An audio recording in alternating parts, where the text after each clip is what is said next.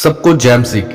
प्रभु यीशु मसीह के नाम में आप सब ब्लेस हैं। सो आइए आज हम इन वचनों के द्वारा जानते हैं कि कौन सी 5 गलतियां हम करते हैं जिसके कारण प्रभु से और पिता से दूर हो जाते हैं और हमारी प्रार्थनाओं का उत्तर नहीं आता और प्रभु हमें ब्लेसिंग नहीं दे पाते। सो आइए इन वचनों के द्वारा जानते हैं। सो हमारा पहला पॉइंट है प्रेम।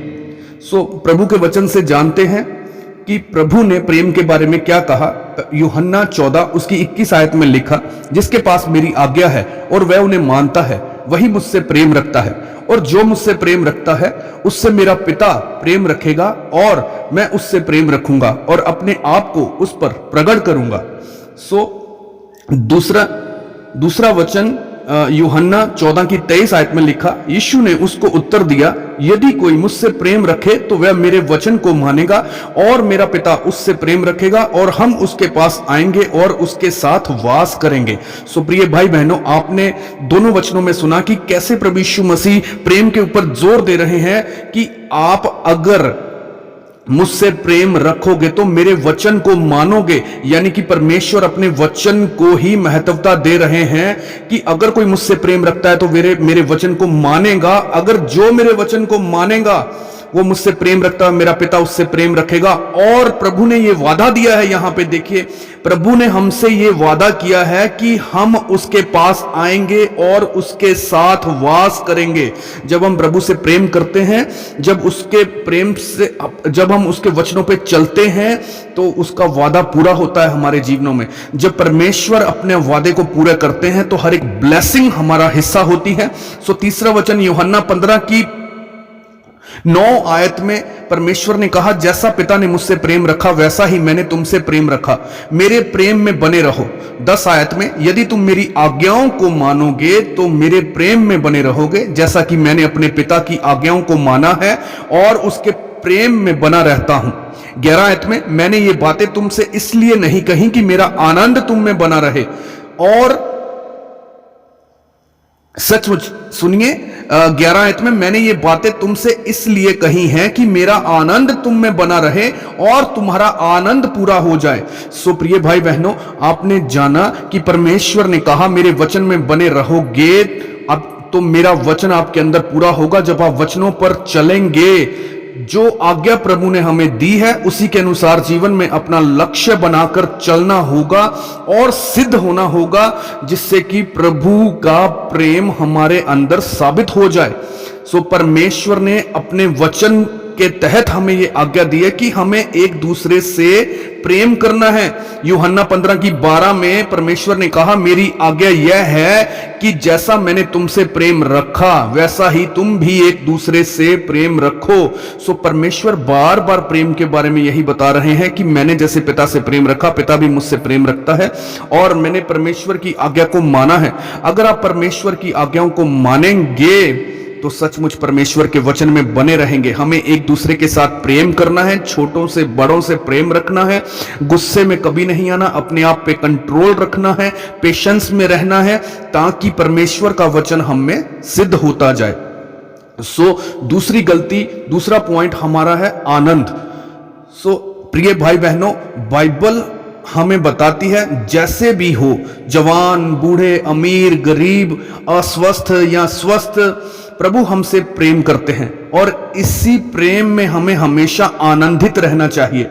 राजा सुलेमान परमेश्वर की उपस्थिति में प्रभु की प्रशंसा करते हुए आनंदित था। यदि हम भी ऐसा करेंगे तो हम भी परमेश्वर के असीम प्रेम का अनुभव करेंगे।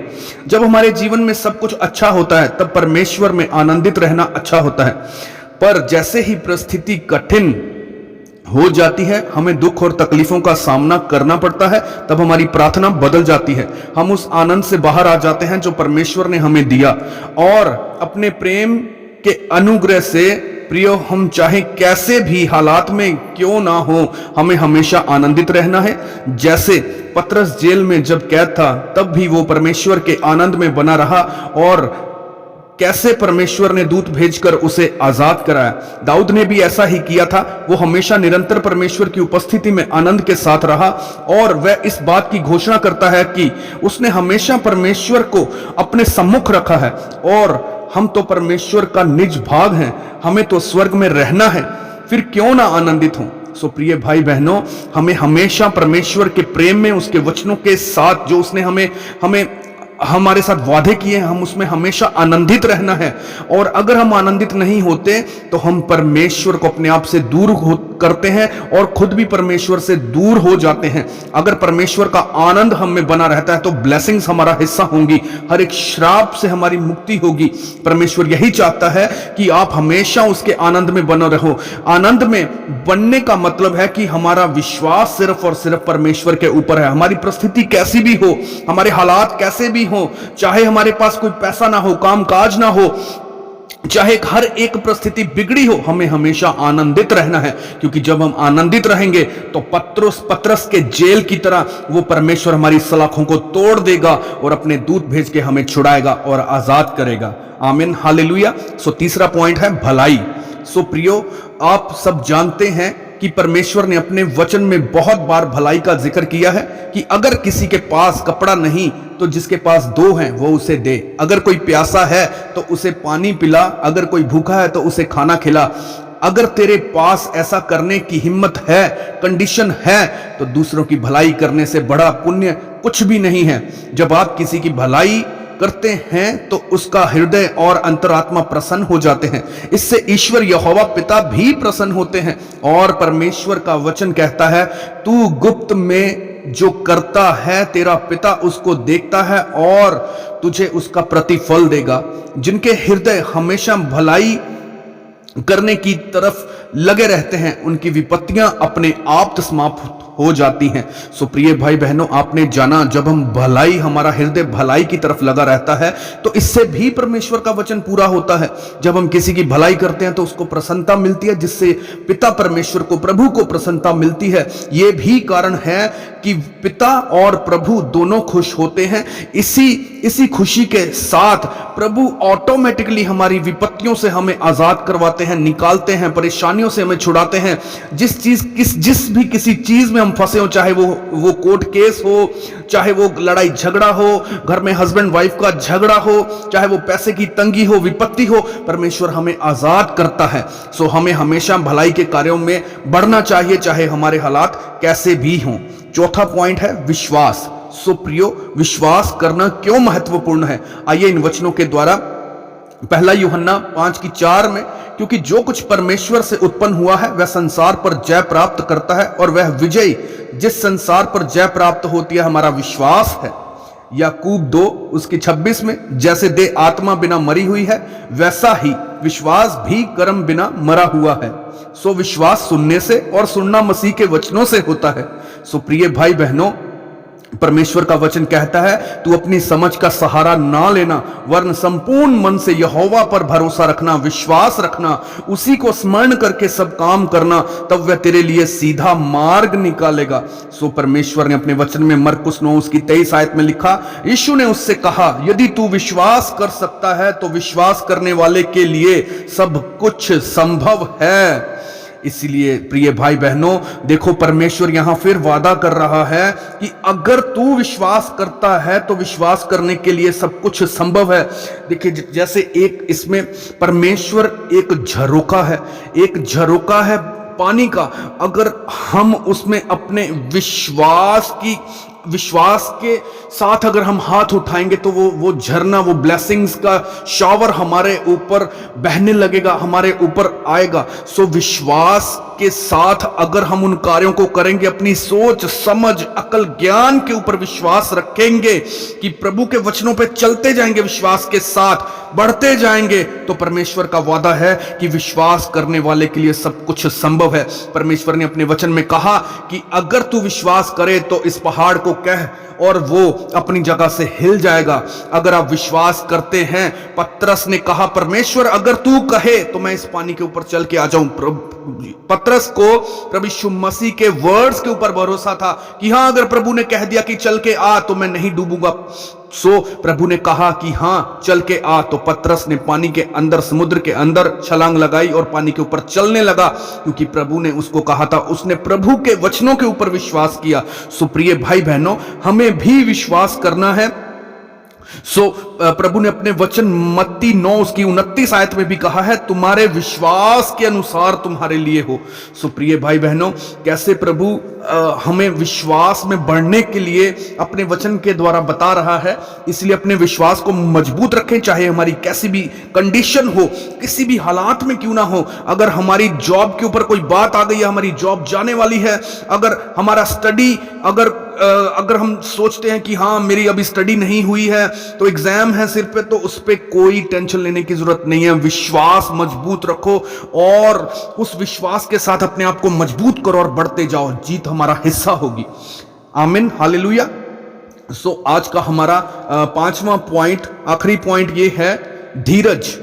प्रिय भाई बहनों, धीरज के ऊपर बात करेंगे कि धीरज, धैर्य भी हम धीरज को बोलते हैं। कि धीरज के बारे में परमेश्वर अपने वचनों में क्या कहते हैं। जब सब कुछ आपकी इच्छा अनुसार होता चला जाता है, तब धीरज को प्रकट करना बहुत ही आसान हो जाता है। बाइबल हमें सिखाती है, जो अंत तक धीरज धरे रहेगा उसी का उद्धार होगा। इसलिए हमें उद्धार पाने के लिए अंत तक धीरज रखना चाहिए। हमारा विश्वास कितना भी बड़ा क्यों ना हो, यदि हम अंत तक धीरज रखने में नाकाम होकर सत्य का मार्ग छोड़ दें, तो हमारा विश्वास व्यर्थ हो जाता है। प्रिय भाई बहनों, आपने पिछले वचन में पढ़ा, पॉइंट में पढ़ा विश्वास। और देखिए, हम बात कर रहे थे कि अगर हमारा विश्वास मजबूत है तो हम जीत हासिल करेंगे। अब यही कारण है कि जब हम विश्वास में धीरज धर के रखेंगे, तो विश्वास हमने जिस चीज के ऊपर रखा, वो चीज उसमें हम जीत जाएंगे। ये वचन भी वही कह रहा है, याकूब 5 उसकी 11 आयत में, देखो हम धीरज धरने वालों को धन्य कहते हैं। इसलिए हे प्रियो, प्रभु के आगमन तक धीरज धरो। जैसे किसान पृथ्वी के बहुमूल्य फसल की आशा रखता हुआ प्रथम और अंतिम वर्षा होने तक धीरज करता है, इसी रीति से हमें हर काम काज में, अपने जीवन में हर एक चीज के लिए धीरज रखना है, परमेश्वर के विश्वास में बने रहना है। एक दिन जिस आशीष को पाना चाहते हैं, वो हमारे जीवन का हिस्सा हो जाएगी। देखिए प्रिय भाई बहनों, कैसे परमेश्वर यहां फिर वादा कर रहा है कि जो आपने टारगेट बनाया है कि हाँ मुझे मिलियनेयर बनना है, मुझे इस लेवल पे पहुंचना है, मैंने इस लेवल तक स्टडी करनी है, ये मेरा बिजनेस होगा, ये मेरा कारोबार होगा, मुझे ये वाली जॉब चाहिए। अगर आप विश्वास के साथ, प्रेम के साथ परमेश्वर के वचन में बढ़ते जाएंगे, आनंदित रहेंगे कि जिस सिचुएशन में, जिस हालात में है, आप आनंदित रहेंगे।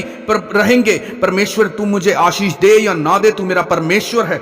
अगर आप धीरज धरे रहेंगे, तो एक दिन जीत आपका हिस्सा होगी। परमेश्वर आपको आपके उस टारगेट पे, आपकी उस अचीवमेंट पे लेके जाएंगे। ये 100% परमेश्वर ने वादा किया अपने वचन के साथ। मैं विश्वास करता हूं खुदावंद प्रभु यीशु मसीह के नाम में कि आप इन 5 पॉइंट्स के जरिए ब्लेसिंग आपका हिस्सा होगी। जो चीज आपको चाहिए, परमेश्वर आपके जीवन में कार्य करेंगे। परमेश्वर के उद्धार में आप बढ़ते जाएंगे। प्रभु यीशु मसीह के सामर्थ्य नाम में जो भी आपकी इच्छा है, जब आप इन वचनों को फॉलो करेंगे, तो आप बढ़ते जाएंगे। प्रभु यीशु मसीह के सामर्थ्य नाम में यहोवा पिता के नाम को महिमा देने के निवेदन मांगते हैं। आमीन, आमीन, हालेलुया, हालेलुया, हालेलुया।